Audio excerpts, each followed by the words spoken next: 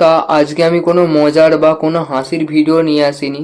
বলতে গেলে আজ খুবই আপনাদের কাছে একটা সাহায্যর দরকার আছে। আমাদেরই উলুবেড়িয়ার বিশিবপুরের একজন শিশু, যার নাম হচ্ছে ঈশান ঘোষ। সে একটা বিরল রোগ, SMA নামক একটা বিরল রোগকে সে আক্রান্ত। আর তার রোগের চিকিৎসা করার জন্য দরকার হচ্ছে 17 কোটি টাকা, যেটা মধ্যবিত্তদের কাছে একটা স্বপ্নের মতো। তাই আমি আজকে সবার কাছে সাহায্য চাইছি। যার যেরকম সামর্থ্য আছে তারা ঠিক সেরকম সামর্থ্যটাই দিও। এই স্ক্যানারটা আমি এখানে দিয়ে দিচ্ছি। এই স্ক্যানারে যার যেরকম ইচ্ছা, যার যেরকম সামর্থ্য দিও, কিন্তু দিও। সবাই মিলে একসাথে সাহায্য করো, পাশে থেকো। সবাই একটু পাশে থেকো, সবাই একটু সাহায্য করো। ঠিক এই শিশুটার চিকিৎসা আমরা করেই ফেলবো।